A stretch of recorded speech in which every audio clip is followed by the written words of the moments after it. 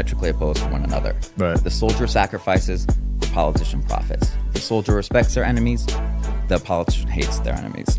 So there's a popular saying in the military that the soldier doesn't fight because he hates what's in front of him. They fight because they love what's behind them. And I think veterans and politicians don't get along because politicians hate what's in front of them and disregard what's behind them. Wherever you guys are watching this show, I would truly appreciate it if you follow or subscribe. It helps a lot with the algorithm. It helps us get bigger and better guests, and it helps us grow the team. Truly means a lot. Thank you guys for supporting, and here's the episode. All right, guys, we got former veteran here, John Davis, and he's doing some interesting things in the veteran community. I can't wait to talk about it with you, man. I'm really excited to talk about the expat life. I feel like now we get a lot of attention about people moving from like New York and California to Texas, but nobody talks about the large contingent of Americans that are moving abroad. Right. So talk to me about the business model there, because basically if you make $100K a year in America, compare that to like Dominican or Thailand or something. For me as a veteran, you can take a military pension and live in the top 1% of a lot of different countries. I live in the Dominican Republic, and I like to talk about Dominican Republic because it's the only country in the entire world with the Bible on its flag. Wow. And God, family, community are extremely important in people's day-to-day lives. And that's really a refreshing thing to veterans. So now you're seeing more and more veterans start to move abroad. In Dominican Republic now we have over 20,000 American veterans that live there. Wow. Yeah, it's actually kind of incredible, and it's something that's going to continue to grow, and that's why I'm really excited to talk about it. Yeah, that's incredible. So walk me through the process. Do you need to get a citizenship to pull this off? Every country is a little bit different. Dominican Republic is one of the most, I would say, the most friendly country to veterans. And living abroad, one reason I love talking about it is because you can live so much healthier. Right. So I stopped needing the PTSD medication Wow. that I had been on for years. I started sleeping through the night. I stopped getting the migraines that I suffered from since I was in Afghanistan. And you can also live way healthier. I'm outside more. Americans spend 90% of our time indoors. I'm eating fresh, healthier food, not necessarily the processed poison that we eat in America. And that's when it kind of hit me. Maybe it's not me, it's my environment. So maybe the American environment is just toxic. So when I changed my environment, it really changed my life. And then you take other factors in consideration. The political division and the cost of living is driving more and more veterans to leave America. They can't even afford a house once they get back home. No. And, you know, we're on a fixed income when you get out of the military. A lot of veterans retire on a fixed income, and that income is going to go a lot further, a lot other places. And a lot of veterans don't really like living in a country that feels like it's at war with itself. I think the political division is really making a lot of veterans rethink where they want to live and what they want to do. Right. So there's no division in Dominican. It's all just kind of united. You're separated from it. You're just separated from the American political division. You know, the soldier and the politician as archetypes are kind of like diametrically opposed from one another. Right. The soldier sacrifices, the politician profits. The soldier respects their enemies, the politician hates their enemies. So there's a popular saying in the military that the soldier doesn't fight because he hates what's in front of him. They fight because they love what's behind them. And I think veterans and politicians just don't get along because politicians hate what's in front of them and disregard what's behind them. How long were you in Afghanistan? I did 2 deployments to Afghanistan, and then I came back, and I initially tried working within the system when it came to veteran advocacy. I worked as a legislative fellow where I drafted, created, and pitched legislation to Congress on veteran issues. And this experience woke me up because I realized our elected officials don't give a shit about us. I went in there. I remember one time meeting a congresswoman from my home state of Iowa. I got my suit and my tie on. I'm going in to pitch this legislation I worked hard on. And I get introduced, hey, combat veteran, Harvard graduate, John Davis, he's got this legislation for you. And I went in, I started talking. About 30 seconds in, you know, she's texting. About a minute and a half in, she was like, okay, thank you for your service. Can you email the rest of this to my assistant? And right then I felt like I got hit by a bomb. I was just like, man. And it was such a wake-up call to me that as veterans, we can't rely on people like that to help us. We can't rely on people like that to save us. So that's when I wrote my first book for student veterans, because a lot of people don't know this, but there are 2 distinct classes of people in the military. You have officers and you have enlisted. It's the same across all the branches, but these people have significantly different outcomes when they get out of the military. Officers make more money. Officers have PTSD less. Officers get divorced less. Officers are homeless less. And officers kill themselves less.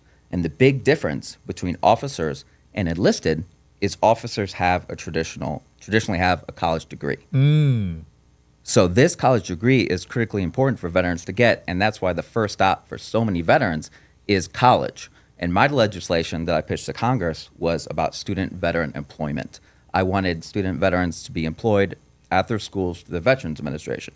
But the legislation didn't get anywhere because I felt like I was just working within the system. Right. And writing eventually led me into the expat stuff because so many veterans feel disenfranchised by the country that they fought for. Yeah. Do you feel like there's a lack of support for veterans once they come back? I feel like there's a lack of understanding of the veteran experience, and this leads veterans to feeling isolated in society. As veterans, we are very communal people. We believe in the power of community. Right. We believe in coming together. And then we get out of the military, and we kind of find ourselves in an individualized and a fragmented society. And veterans kind of struggle as to where we're going to fit in here. So a lot of veterans, that's why moving abroad can offer veterans something that America might not be able to, and that's a fresh start. Because there's something beautiful about a fresh start. And so many veterans are just well suited for living abroad because a lot of veterans are first and second generation immigrants themselves. Veterans are well traveled, like Bobby, who was stationed in Germany for several years. Right. So a lot of veterans who are stationed overseas get out of the military and just stay there because they're experiencing a higher quality of life. So I've been on this one-man mission to just talk to veterans about how we can live healthier, happier, higher quality, and more peaceful lives outside the United States. Plus, you have that community aspect, right? You said there's 20,000 in the Dominican. You probably have a tight circle out there of veterans. Yeah, absolutely. And disconnected from the United States, we don't talk politics. You know, we go out to eat. We talk about dating, travel, fitness, conspiracy theories. We don't talk about like what's going on in the political world. And veterans are usually like that because we want to be on the side of America, not necessarily Republicans or Democrats. So disconnecting from the hyper-stressful environment of the United States, I think is something that can really help veterans out. Yeah. I'm glad we're talking about college because we have opposing viewpoints on college, but I could see where you come from and why it was important to you and also veterans now. So it's cool to understand that. So I went to Harvard, and the most important thing I learned at Harvard, I think you'll agree with, as veterans struggle to understand this. The most important thing I learned during my time at Harvard was veterans prioritize competency, performance, potential, the what of what you know. But in the real world, who you know matters a hell of a lot more than what you know. And veterans and business sometimes don't mix because of the veteran mentality in our military conditioning. I'll give you some examples. Veterans will not quit jobs that they hate because quitting just isn't really in the military mentality. Veterans won't ask for raises, even if they deserve them, because you can't ask for a raise in the military. So some of this military conditioning prevents veterans from being successful in business. But that's why events like what you put on, the networking events, are something that's worth investing in, worth going to, and worth trying.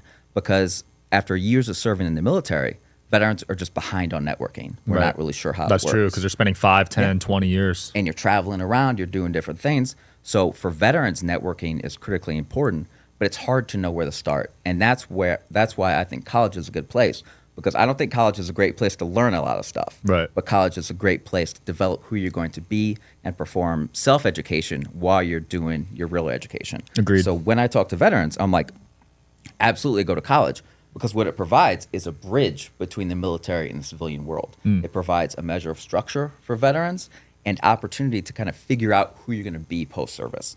Now, I know you didn't go to college or you dropped out of college, right? Yeah. So I failed out of community college, joined the military, and I ended up with a master's degree from Harvard. So that's why I wrote my book, because I want to share those experiences with other veterans.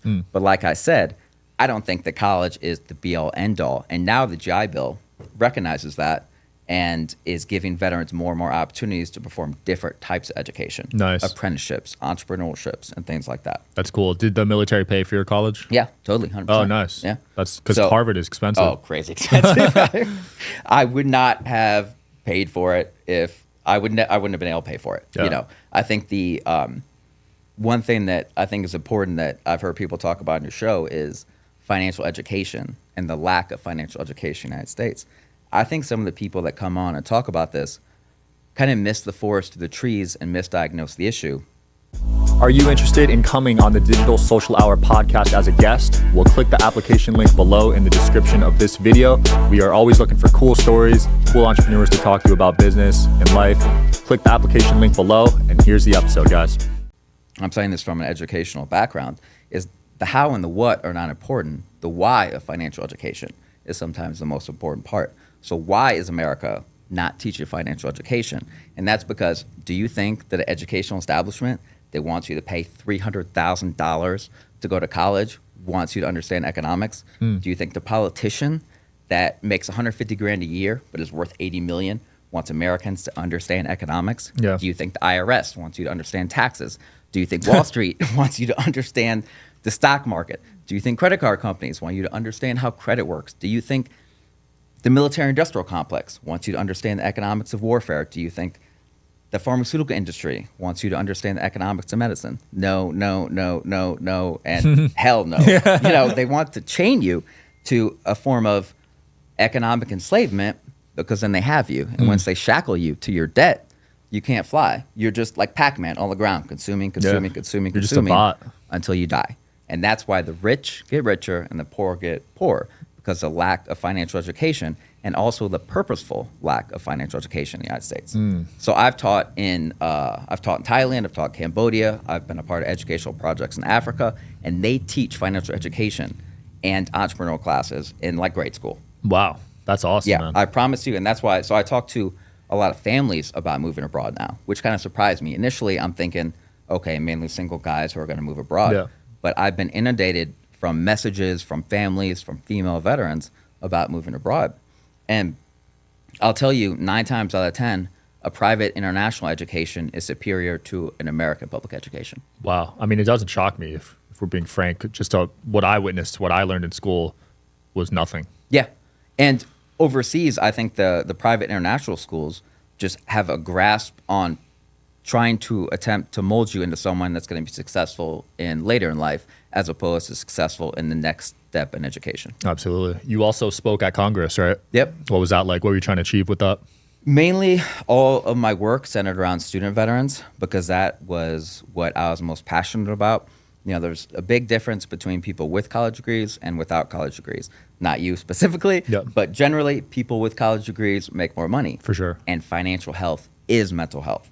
All the veterans that I see that we study, the majority of them struggle with the financial aspect of things. And for me personally, I can understand financial stress can be just as bad as combat stress. Wow. And the veteran mix in business, like I mentioned, just doesn't really work out. So a lot of veterans who are struggling financially would more benefit from things like coaching than therapy. So that's what I started to provide for veterans, is coaching for student veterans, once I realized that a lot of veterans' problems were wrapped up more into life than necessarily the mental aspect of it. If you start solving your problems, you're going to be better off. If you start making more money, you're going to be happier. If you start creating wealth, you're going to have a higher quality life. So those are the types of lessons that I wanted to provide to veterans, that I wanted to pass legislation for.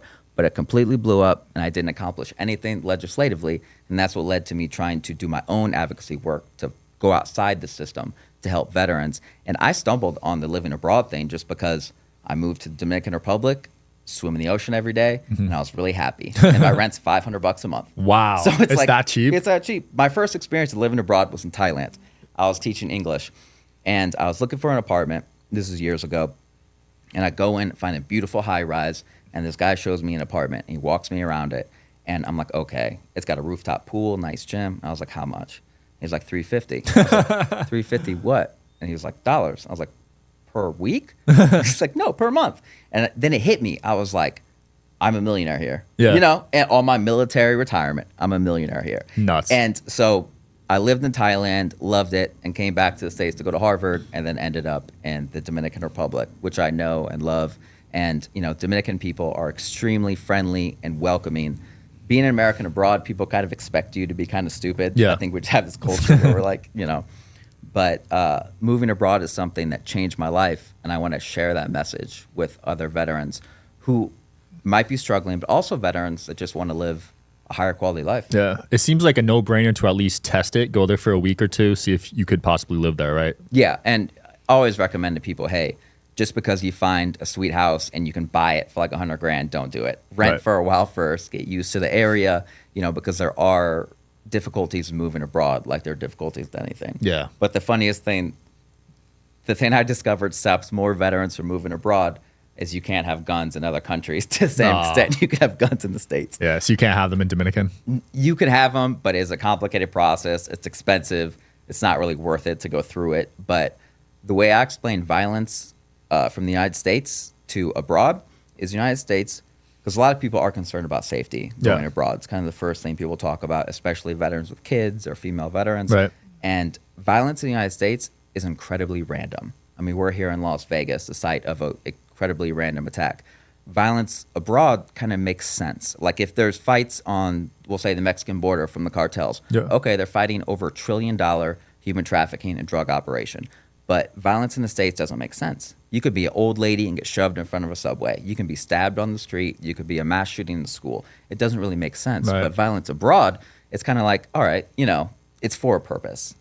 People aren't killing each other in American cities for a purpose. They're just killing each other. Yeah. And that's the terrifying part, is the randomness. That makes sense. Are you in like a gated community with guards and stuff too? No, No? I'm in the country. Wow. I'm out there. You should if you come visit. I mean, I don't know if that sounds sketchy, bro. But like you said, it's targeted, so that Right. Okay. And there's expat areas compared to normal areas. Any country has their areas you shouldn't go into. Yeah. So I go to Colombia a lot, and Colombia has areas where you should avoid. Yeah. But other areas that are very safe. That makes sense. So I think there's kind of a misperception on safety abroad, because I personally feel a lot safer abroad than I do in the United States. I don't blame you, man. I lived in LA for a bit. I felt so unsafe every day. Walking around a major American city is super stressful, and that's one reason I don't think veterans should live in cities. I mean, if you can't look up and see the stars, you're in the wrong place. Agreed. And you have to be on edge in an American city. You can't take a subway in New York and just be relaxed. No. You're on edge. You have to be on edge. You have to be on your guard. Not to mention the fact that, like, veterans and stress, a city can really exacerbate PTSD because it has all the symptoms of PTSD: loud noises, things that trigger you, crime. And then you have to see the worst side of humanity. And when I moved to the Dominican Republic, I realized once, like, I'm on the beach just having a beer, watching the sunset, and I just take a deep breath. And how often do you just like take a deep breath and be grateful to be alive? In America, I don't think that happens as much because we're constantly going. And that's why I'm talking to veterans that sometimes a simple life is a better life, because even if you win the rat race, you're still a rat. Yeah. You're still insignificant out here, living under God knows what. Yeah. Just being controlled in so many different angles. And moving abroad provided me a freedom that I want to share with other veterans. Not only the freedom to live a higher quality life when it comes to money, but also to work on myself apart from the stress of the United States of America. Because I think that in 2024, I think this year, people moving abroad is going to be a bigger deal. I could see it, especially depending on the election. More and more people are going to talk about it. No matter where it goes, a lot of people are going to say, I'm leaving the country. Especially if Trump loses. Yeah. So, and on my website, I ended up writing an article about living in Dominican Republic like a year ago. And I got such a positive response from it that I was like, okay, I'm going to do more. I went to Mexico and I wrote an article about living there. And I met with medical groups in Mexico, and I met with veteran groups in Mexico. Nice. And then I went to Thailand and I met with Veterans of Foreign Wars posts and American Legion posts over there.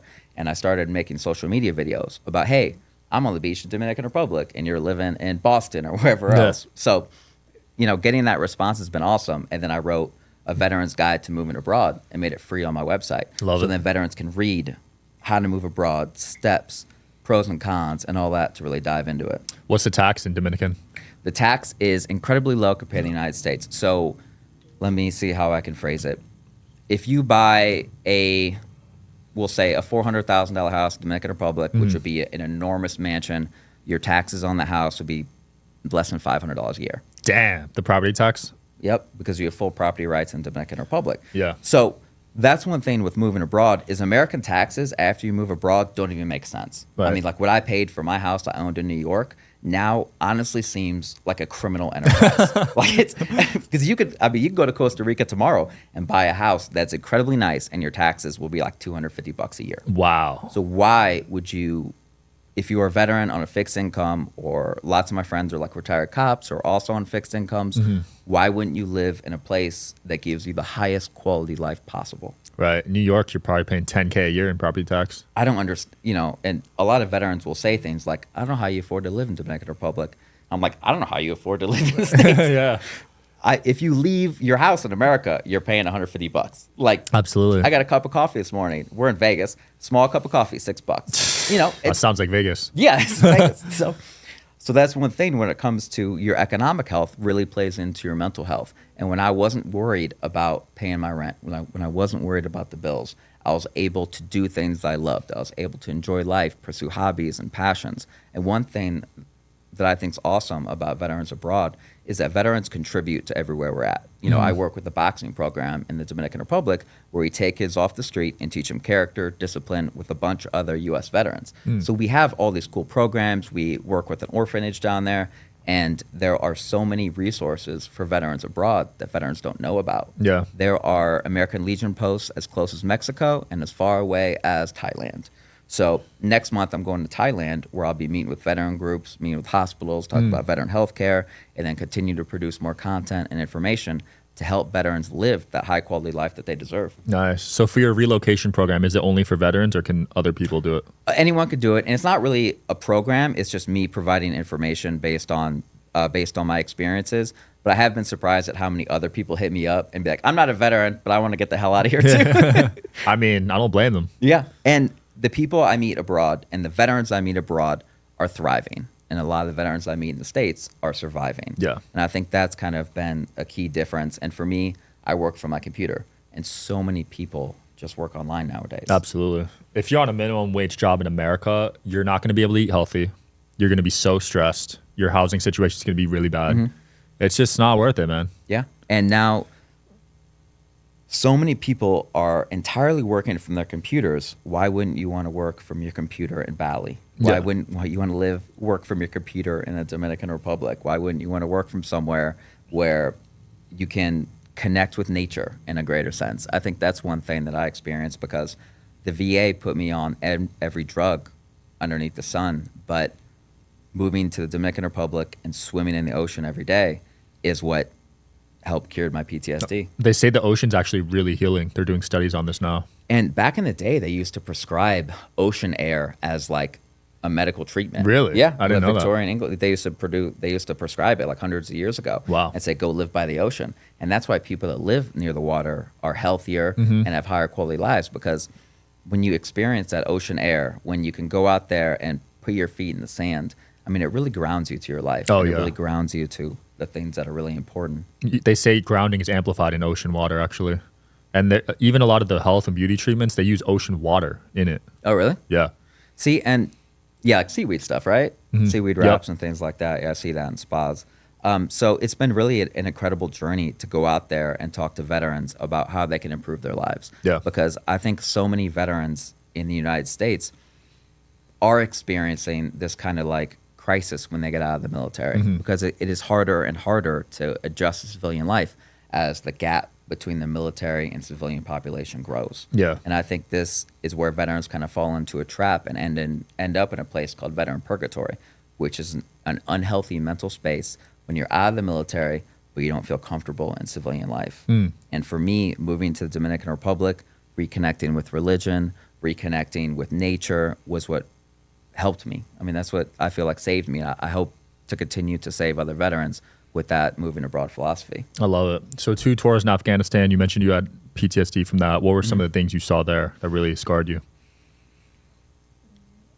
I think violence against children is by far the hardest thing to deal with, especially when it comes to things like child sexual abuse, which is prevalent. Damn, you saw that there? I mean, you see the effects of it. Wow. You see little kids wearing makeup, walking around, and I remember this one time I was like, why does this little boy have makeup on? I was talking to the interpreter, and he's like, it's for the men. I was like, yeah, but what's the deal with that? He goes, it's for the men's pleasure. And I didn't understand what he meant. I'm like a naive 20-year-old kid. I'm like, what do you mean by pleasure? And he's like, it's sex. They're going to have sex with him, you know? And seeing stuff like that really affected me. I would say more so than any combat experiences. Wow. You know? And so I wrote a letter to my grandmother, who was a minister in my church growing up, and about, you know, the kind of difficulties I was dealing with some of the emotional health stuff when I'm like 20 years old. Just not able to process this kind of like information. And she wrote me a letter back and gave me some of the best advice I ever heard. She's like, John, you can't change the world. You can't change Afghanistan. Just do 3 things every day. Do something nice for yourself, something nice for someone you love, and something nice for a stranger. And that's when I realized, okay, I don't need to like change the world, but I can have a positive impact on the people, organizations, and places I come into contact with. And that's why like the messages I've got from veterans who are like, thank you so much for, you know, providing this information on moving abroad. I never contemplated just getting out, you know, because I think most people aren't like, I'll just move to the Dominican Republic. No, it's never a thought. I never knew about it until I stumbled across your ad, man, to be honest.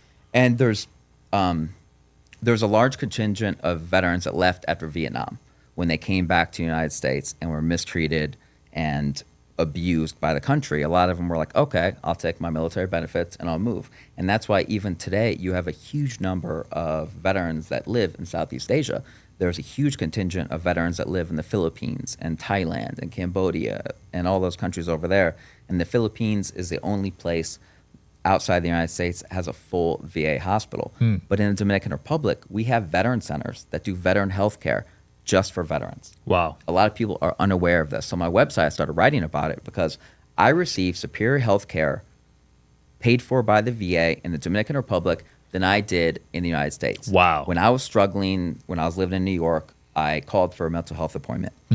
It was a 24 days until my appointment. Holy crap. Wait times do not exist in the veteran clinics in the Dominican Republic.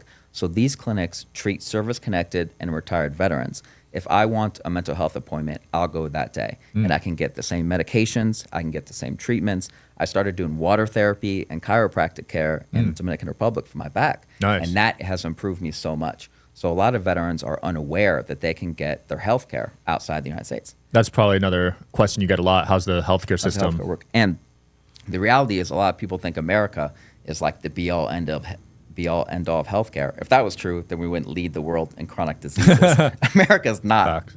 And what's cool about Dominican Republic and other countries is that healthcare is so cheap. If I want a medication, I can just go to the pharmacy and get it. Wow. In the United States, if you want a medication, you got to see a doctor, you got to see a pharmacist, you got to deal with insurance, and they're going to bill you like crazy. So a lot of veterans are so surprised because they're like, yeah, I need this blood pressure medication. And in the Dominican Republic, for like a 3-month supply of the medicine, it's like $15. But in the United States, it's like $400. Yeah, it's nuts. Yeah. So the American healthcare system is broken, and veterans can get such better healthcare abroad through some of these veteran centers. So I've been writing about it, and I think we have 5 healthcare centers just for veterans in the Dominican Republic. Wow. That serves the 20,000 veterans that live there. That's sick, man. They also put on community events. You know, we have a Veterans Day black tie affair. We have boat parties that we go on. We go out and do bicycle therapy, nature therapy, all this cool stuff with the veteran groups. So for me, I think the community of veterans abroad is maybe even more welcoming and friendly than in the United States because we're all veteran expats who came there. We all kind of feel the same about certain things. So I've been able to make like a ton of awesome friends of veterans abroad. You're living like a king out there, man. Yeah, which isn't a bad deal. Yeah. Hey, you can, if you're on a veteran retirement, military retirement, you can be poor in America or rich abroad. The American dream is alive. It's just not in America. Hit this man up, man. Instead of going to rehab centers out here and living terribly. Yeah, and I'd like to get into mental health treatment abroad for veterans, like create some type of like mental health retreats in different countries where veterans can go there and do mental health. So I'm hoping to develop that in the future. That's needed, man. Yeah, because these guys don't want to share their traumas after what they see, right? No, I mean, and sometimes you have to release it, and sometimes it takes disconnecting from the United States to do it. You know, if the government broke you, maybe the fix is elsewhere. Yeah. Maybe your fix is a beach in Thailand. Maybe your fix is in the Dominican Republic. But definitely help, man. Something about nature is very healing. Yeah. And now I think that hopefully people are opening up to the idea of the healing power of nature. So I went to Japan to do research on some project I'm doing about the healing power of nature for veterans. And in Japan, they have these nature trails that are set up specifically for healing. So what they do is they take your blood pressure before you go on them, and then they take your blood pressure and stuff when you come back. Really? And you can see the medical results of just walking in nature. No so way. Now in Korea, in Japan, in Sweden, doctors are prescribing nature time, Dude, on a medical pad. That's so cool. Whereas America, the first is medication. If that doesn't work, more medication. If that doesn't work, we alter the medication. Yeah. And veterans have been on this like medication merry-go-round since the towers went down, and more veterans, I hope, are going to wake up to the idea of things like living outside, because like I mentioned, Americans spend 90% of our time indoors, and that obviously leads to some of our mental health struggles. And in Dominican Republic, I'm outside all day. Living in the sun is such, in the ocean air, by the water, is so healing. I'm gonna come visit you, man. This sounds like paradise. We'll have a party. You had to learn Spanish, didn't you? Yeah, my Spanish is pretty good. So Nice. that does stop a lot of veterans from moving abroad, is the language barriers. And that's why you see a lot of veterans in like Belize or Panama or the Philippines, where a lot of people speak English. Yeah. In the Dominican Republic, I learned Spanish because I started dating Spanish girls and arguing with them. So I'd be like, I'll just date Spanish girls, argue with them, I'll figure it out.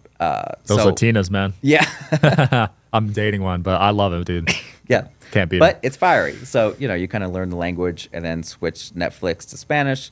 And in like a year, you'll be good. That's what I started doing too. That helped me learn. I took 4 years of Spanish class in high school. Didn't learn honestly. Started watching Netflix in Spanish. Learned so much. Yeah. And the best way to learn a language is immersion. So you don't necessarily need to speak the language before you move somewhere. You'll pick it up a little bit when you go. Yeah. When I lived in Thailand, I took one Thai class and I quit after 15 minutes. So I was like, this is way too hard. Yeah. But Spanish makes a little more sense. Hola and hello are pretty similar. I feel that. Talk to me about the 5 books, man. So my book, Combat to College, is for student veterans. This is for student veterans to be successful. It's not just about getting good grades. It's about some of the stuff we talked about, like networking, setting yourself for success after graduation. This is my book on veteran affirmations. So affirmations are a powerful mental health tool. But this book is written for veterans, by a veteran with military culture. So I took military oaths, creeds, songs, all that from all the branches and made it daily affirmations for them from January 1st to December 31st. This is my most recent book, which I'm pretty proud of. It's affirmations and activities for military kids. I had a friend of mine who I deployed with, who I think in the total war on terror, he spent like 10 years overseas, and his son ended up killing himself. Whoa. As a teenager. I think that a lot of the attention in the veteran community goes on the veteran, but we don't realize that veteran families kind of serve right alongside you. If you have a kid, it's very difficult if your dad or mom is gone for years at a time. Right. You have to move, this and that. So after I did my affirmation project for veterans, I created one for kids. And this is military affirmations written for military kids. So a lot of the language is about being proud of your hero, being respectful, some of the language that military kids understand. I also put in like word searches with like military words and like mazes with like military themes.